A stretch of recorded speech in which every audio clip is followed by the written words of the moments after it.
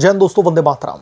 पश्चिम बंगाल की मुख्यमंत्री ममता बनर्जी अब न तो घर की रही है दोस्तों और न घाट की बची हैं, क्योंकि पिछले कुछ महीनों में उन्होंने बैक टू बैक कुछ ऐसे फैसले लिए हैं जिसकी वजह से मुस्लिम समुदाय उनसे बेहद ही नाराज है। और अब ममता बनर्जी अपना सियासी हिंदू जगह बैठी हैं और सियासी हिंदू जो ममता बनर्जी का जागा है उसकी वजह से भी अब ममता बनर्जी की चारों तरफ फजीयत हो रही है। ममता बनर्जी जो पूरे अपने कार्यकाल में जब तक चुनाव नहीं आ गए लगातार वो अल्पसंख्यकों को एकजुट होने का आह्वान देती रही, मुस्लिम तुष्टीकरण की राजनीति करती रही, लेकिन जब चुनाव नजदीक आ गए और मुस्लिम समुदाय ने उन्हें दूध में पड़ी मक्खी की तरह उठा करके बाहर फेंकने का अब जब मन बना लिया है तो ममता बनर्जी हिंदुओं को लुभाने के लिए कुछ एक ऐसे फैसले ले रही हैं ताकि अपनी सत्ता को बचाया जा सके। दरअसल ममता बनर्जी ने पश्चिम बंगाल में एक बड़ा फैसला लेते हुए 2 लाख वर्ग फुट वाला जो दुर्गा आंगन है उसका शिलान्यास कर दिया है, उसकी आधारशिला रख दी है। और जब दोस्तों ये आधारशिला रखी गई तो ममता बनर्जी को वहां पर सफाई भी देनी पड़ी कि वो कितनी बड़ी हिंदुत्ववादी नेता है। और दोस्तों आप लोग यकीन मानिए कि जब ममता बनर्जी सफाई दे रही थी कि वो बहुत बड़ी हिंदूवादी नेता हैं, तो जो उनके चेहरे पर जो मुखौटा लगा हुआ था ना मुस्लिम तुष्टीकरण का, वो भी साफ साफ दिखाई दे रहा था। चलिए इस मामले को जरा हम डिटेल में समझते हैं कि आखिरकार ममता बनर्जी का सियासी हिंदू क्यों जाग उठा है, क्यों ममता बनर्जी अब हिंदुओं की भी सबसे बड़ी हितैषी नेता बनने की कोशिश कर रही है। सब कुछ इस डिटेल में हम जानेंगे। और इसके अलावा अमित शाह पश्चिम बंगाल में पहुंचे हैं, वहां पर उन्होंने ममता बनर्जी की दुखती रक्त को दबा दिया है और इसीलिए अब ममता बनर्जी और टीएमसी बुरी तरीके से बौखलाई हुई है। आप लोग भी इस मामले पर अपनी राय हमें कमेंट करके जरूर बताइएगा। पश्चिम बंगाल में ममता बनर्जी ने 2 लाख वर्ग फुट वाला जो दुर्गा आंगन है उसका शिलान्यास कर दिया, उसकी आधारशिला रख दी है। और इस दौरान ममता बनर्जी ये कहने लगी कि वो हिंदुत्व की सबसे बड़ी नेता है। पता नहीं भारतीय जनता पार्टी और दूसरे दल उन्हें मुस्लिम तुष्टीकरण वाली राजनेता के तौर पर क्यों पोर्ट्रे करने की कोशिश करते हैं। ममता बनर्जी साफ साफ सफाई देने की कोशिश कर रही थी कि वो हिंदुत्व की सबसे बड़ी ठेकेदार हैं।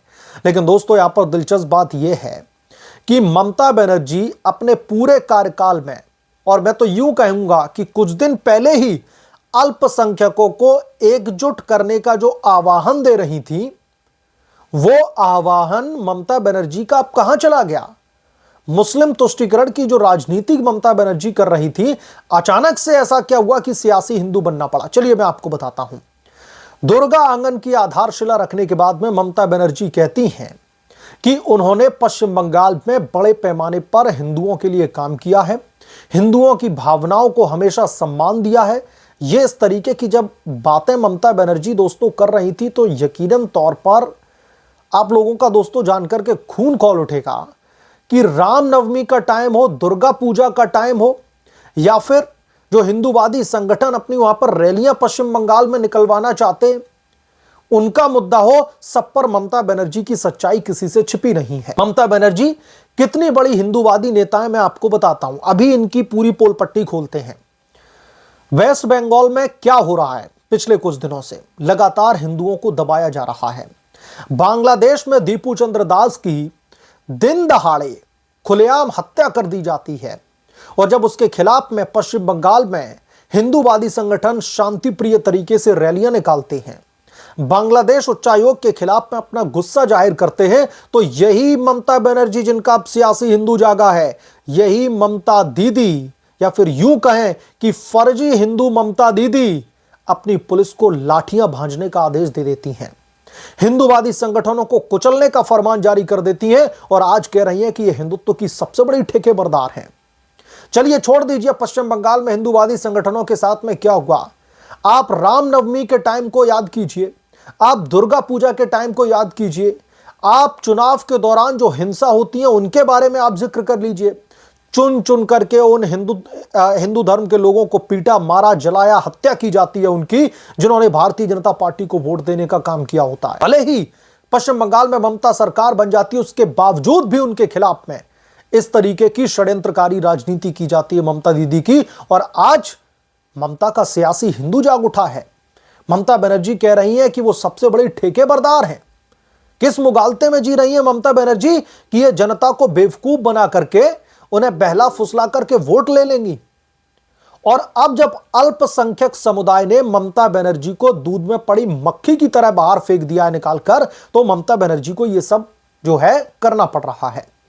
अब चलिए, जो मैंने रिपोर्ट के इनिशियल फेज में यह कहा कि ममता दीदी अब घर की रही ना घाट की, यह मैंने इसलिए कहा क्योंकि अब ममता बनर्जी के खिलाफ में बगावत करने वाले मुर्शिदाबाद के एक बड़े नेता हुमायूं कबीर, वो पहले ही मुस्लिम वोट बैंक को अपनी तरफ खींचने की कोशिश कर रहे हैं।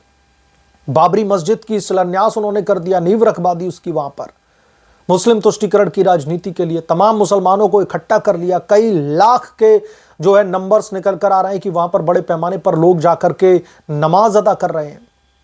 तो अब ममता बनर्जी को ऐसा लगा कि जो अल्पसंख्यक समुदाय है वो उनके खिलाफ हो चुका है, और खिलाफ होने की वजह वक्फ बिल संशोधन भी है दोस्तों, इसको मत भूलिएगा। केंद्र सरकार की तरफ से जो डेडलाइन दी गई, जब वो डेडलाइन पास में आई तो पहले तो ममता बनर्जी चीखती रही कि हम जान दे देंगे, नाक रगड़ देंगे, कुछ भी हो जाए हम इस बिल को लागू नहीं होने देंगे, हम मुस्लिम भाइयों के साथ में खड़ी हूं मैं। फिर जब डेडलाइन पास में आती है तो दोस्तों ममता बनर्जी की राजनीति भी एक्सपोज हो जाती है और खुद ही आदेश देना पड़ता है कि इसको लागू करवाइए जल्दी से जल्दी। खुद ही एक छोटी सी और डेडलाइन दे देती है कि इसको जल्द से जल्द लागू करो। फिर ममता के खिलाफ में मुस्लिम समुदाय ये सोचने लगता है कि अरे ममता दीदी तो हमें सिर्फ और सिर्फ वोट बैंक का इस्तेमाल कर रही है, मेरे साथ में हमें ठगने का काम कर रही हैं। और फिर हुमायूं कबीर की तरफ एक वो झुकाव हमें देखने के लिए मिला, और अब ममता बनर्जी उससे चिंतित हैं। और ममता बनर्जी अब अपने काम गिनवाने में लगी हैं कि हिंदुओं के लिए उन्होंने क्या क्या किया है। इतना ही नहीं दोस्तों, उधर बाबरी मस्जिद की नींव रखी जा रही है हुमायूं कबीर की तरफ से, और इधर ममता बनर्जी कह रही है कि हम एक बहुत बड़ा मंदिर बनवाने वाले हैं पश्चिम बंगाल में, एक बहुत बड़ा हम मंदिर बनवाएंगे। हिंदू धार्मिक स्थलों के लिए उन्होंने क्या क्या काम किया है उसकी फेरिस्त गिनानी पड़ी, लिस्ट लेकर के आई ममता बनर्जी, गिनवा रही थी, और पता नहीं उसमें कितना झूठ जो है ममता ने परोसा जनता के सामने, क्योंकि सब अच्छी तरीके से जानते हैं कि वहां पर आपने हिंदुओं के लिए किया क्या है। बावजूद इसके कि वहां पर हिंदूवादी जो आबादी है वो 70% बताई जाती है, लेकिन ममता बनर्जी ने सिर्फ और सिर्फ मुस्लिम तुष्टीकरण की राजनीति की है अपने पूरे राजनीतिक सफर में, और आज सियासी हिंदू बनने का नाटक कर रही है। तो अब जनता तैयार बैठी हुई है ममता बनर्जी को मुंह तोड़ जवाब देने के लिए। अब बात कर लेते हैं हम अमित शाह के पश्चिम बंगाल के दौरे की भी। अमित शाह पहुंचे हुए हैं पश्चिम बंगाल में, उन्होंने कोलकाता में एक प्रेस कॉन्फ्रेंस की, और इस प्रेस कॉन्फ्रेंस ने ममता बनर्जी और टीएमसी की जो सरकार है उसको हिलाकर रख दिया है। ममता बनर्जी से अभिषेक बनर्जी के ऊपर जो घोटालों के मामले चल रहे हैं उसमें गिरफ्तारी को लेकर के सवाल किए जाते हैं कि कब अभिषेक बनर्जी को उठा करके आपकी सरकार जेल में डालेगी, कब इनके खिलाफ में जो है कार्रवाई की जाएगी। तो ममता बनर्जी और अभिषेक बनर्जी पर शिकंजा कसने वाला ये किसी से भी छिपा नहीं है। इसके अलावा दोस्तों घुसपैठियों को लेकर पश्चिम बंगाल में अमित शाह ने हुंकार भरी है।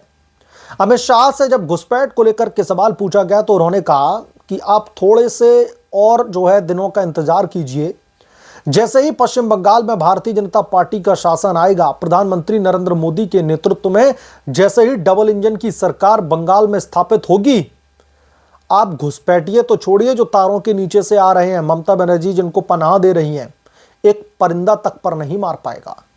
यह कहा है अमित शाह ने कोलकाता में बैठ करके प्रेस कॉन्फ्रेंस में कि आप घुसपैठिए तो छोड़िए इंसानों को, एक परिंदा भी पर नहीं मार पाएगा।